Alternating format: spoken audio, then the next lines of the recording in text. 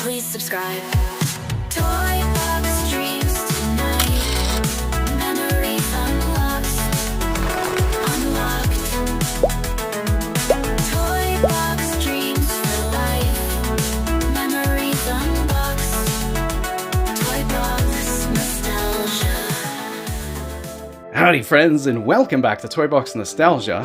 I'm Douglas. In this video, we're going to be unboxing, reviewing, and taking a super duper close look for the first time ever on the channel at a McFarlane Toys DC Superpowers action figure, and that is Lobo. Lobo was super inspiring to me as a kid. Like, those comic books were so nitty and gritty, and the artwork was absolutely phenomenal. Like, the amount of ink work that went into the Lobo comics blew my mind as a kid, still kind of does today, and there's some of it here on the package, and we'll take a closer look at that for sure. But Lobo kind of started out as a villain in the 1980s and then just disappeared. He was just gone.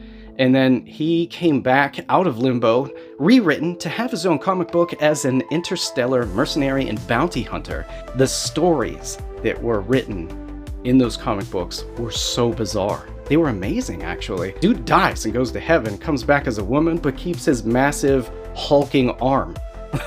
He fought Santa Claus, I remember. He has a dog named Dog, D-A-W-G. Like, I don't know, it's just really cool, very gritty, disgusting, disturbing, whatever. That was a thing back then. I mean, we had the Max. We had, like, even certain shows, like on MTV. I think Max was even on MTV.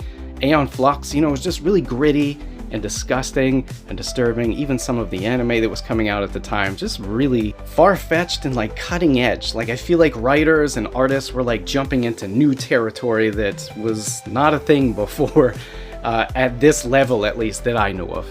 I don't know how well the stories hold up today, but if you're interested in learning more about Lobo and reading about it, Amazon has a big friggin' compendium that's like, I think, $35-ish.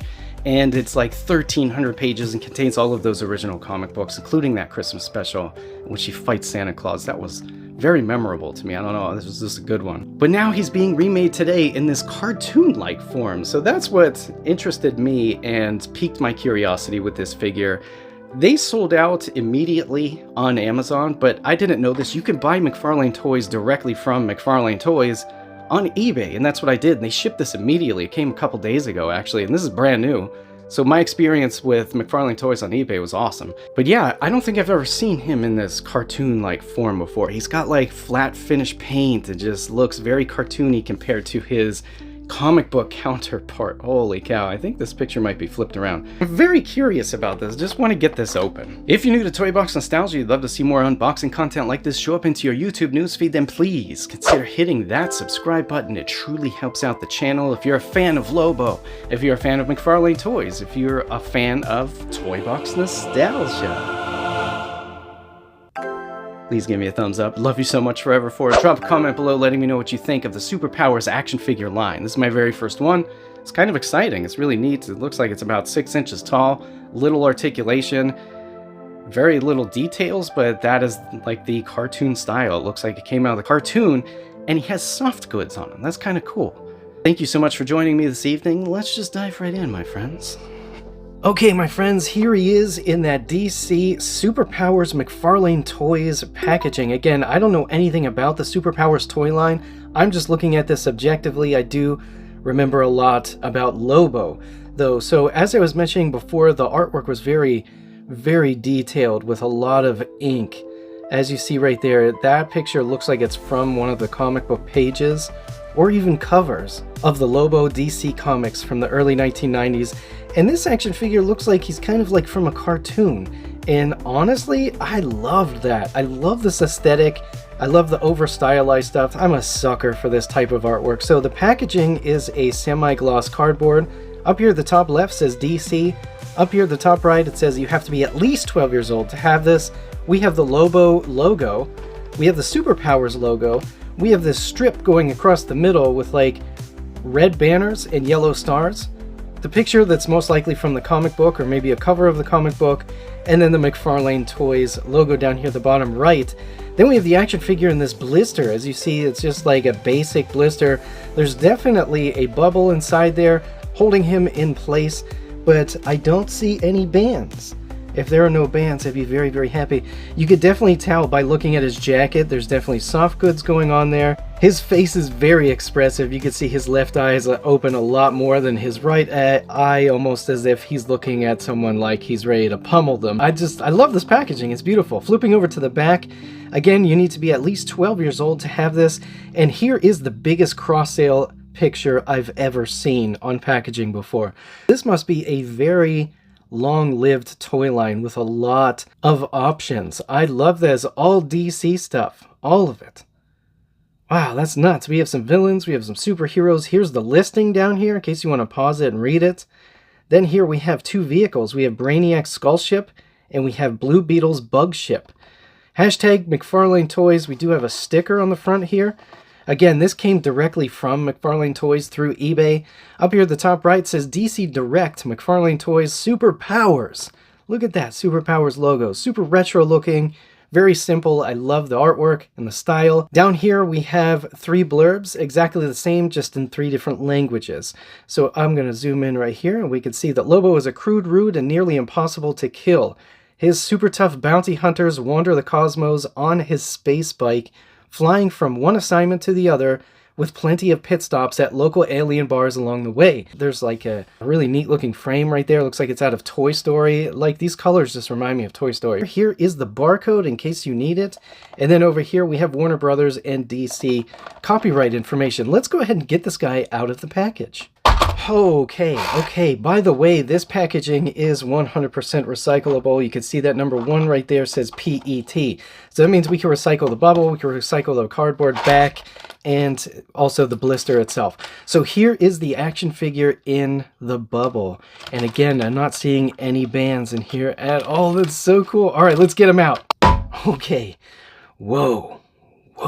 This is a really nice looking action figure.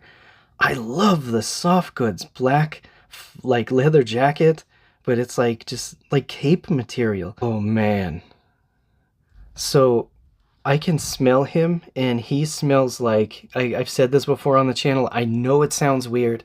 When you're a kid and you get a Happy Meal and you take that toy out of the plastic bag it comes in, and your fingers are covered in grease and it has that plastic / vinyl smell. This is giving that smell off with the oils and everything. That's a big nostalgic hit for me. This is a beautifully done Lobo in like a weird cartoon form, and I wasn't expecting it at all. I wasn't expecting Lobo anything.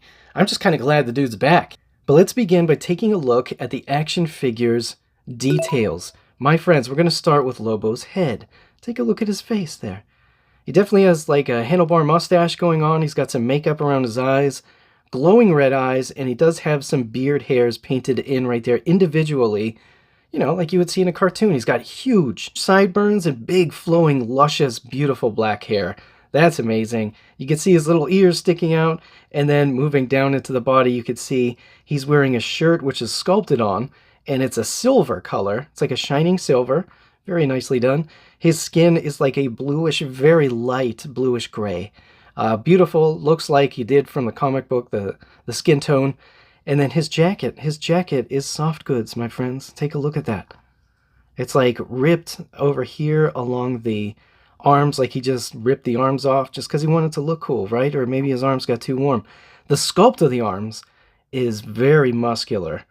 That's really awesome. Look at that paint. You can like see the texture of the dude's skin, though you can still see the muscles.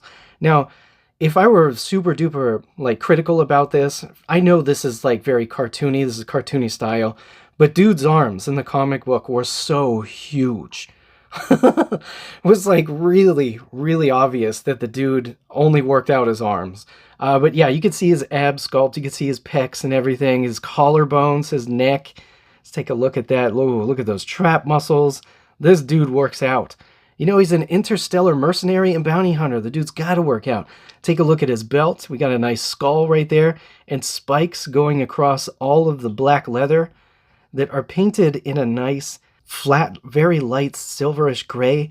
And then we can see his pants are blue, his blue jeans. Very cool. He's got knee pads right here with stars on it. It's 2 tones. We have a almost like a neutral or warm gray as the background, and then a very light, most likely cool gray on the stars, like on the front of the stars.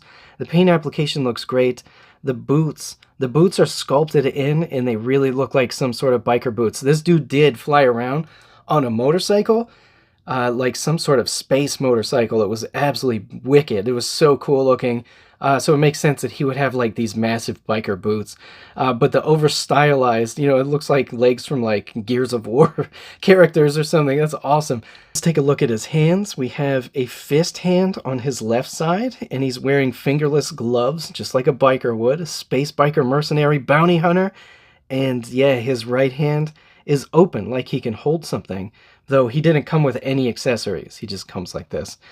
So I doubt we're going to see the space cycle from McFarlane Toys, just because this guy, I don't think he articulates enough to position him onto the space cycle. Flipping him over to the bottom, take a look at the tread of the shoes. We have a lot of words right there. 2024 TMP, copyright DC Comics, made in China, and then CE. So that is all of the details of this dude. His hair looks fantastic. Kind of reminds me of Lionel, just black hair. All right, let's move into articulation. My friends, let's start with the head. I'm going to turn the head. His head could turn 360. It's not, maybe it's on a ball joint. You get a little bit of tilt back and forth. It's definitely not. I could see a peg inside there. See that blue plastic down inside there? That's a peg. I don't think it's on a ball joint, so you're just going to get a little tiny bit of wiggle right there. Not much, but just back and forth. And something's kind of like snapping when I go. It's not ratcheting, but something's like snapping inside there, kind of odd. And then moving down to the shoulder, he does not have a bicep cut. He doesn't have a cut at the elbow. He doesn't have a cut at the wrist. This arm is just one solid piece and spins 360. Moving down to the waist, we have nothing. Over to his right arm, same exact as his left arm, just get 360 spin, no cuts anywhere else. Not on a ball joint, just a swivel. That's it. Kind of sad. Moving down to the pelvis, his legs do not go out, but they do bend. So he can definitely sit. He could definitely fly towards you and beat the crap out of you. Or maybe stand like he's drunk. Yeah, cool.